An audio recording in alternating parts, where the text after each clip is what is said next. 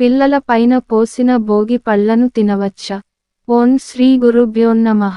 మన హిందూ సాంప్రదాయం ప్రకారం సంక్రాంతి ముందు వచ్చే భోగి రోజు నాడు చిన్న పిల్లలకు భోగి పళ్లను పోయటం మన ఆనవాయితీ.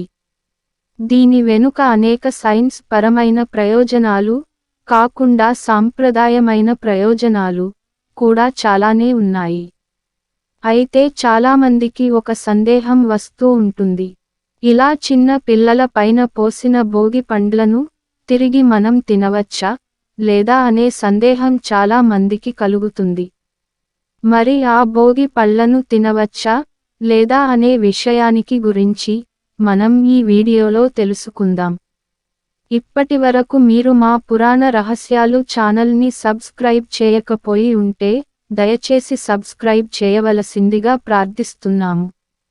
మన హిందూ ధర్మశాస్త్రం ప్రకారం భోగి పండ్లను చిన్నపిల్లల పైన పోయటం వెనక ఉన్న రహస్యం ఏమిటంటే, వారి పైన ఉన్న చెడు దృష్టి నుంచి పిల్లలను కాపాడటం కోసం ఈ భోగి పండ్లను పిల్లలకు ఎడమ నుంచి కుడి వైపుకి, కుడి వైపు నుంచి ఎడమకి 3 సార్లు దిష్టి తీసినట్టు తీసి తలపై నుంచి పోయడం జరుగుతుంది.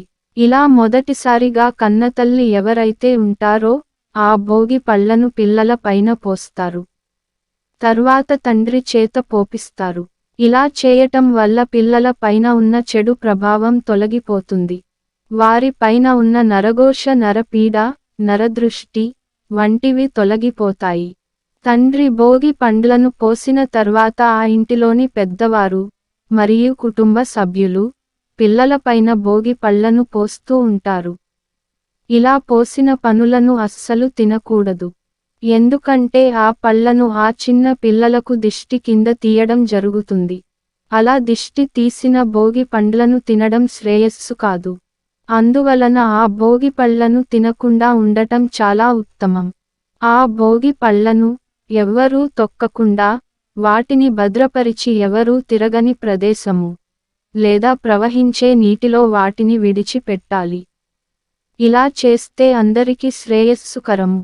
ఇలాంటి మరిన్ని వీడియోస్తో మరలా కలుసుకుందాం. అప్పటి వరకు ఓం నమః శివాయ.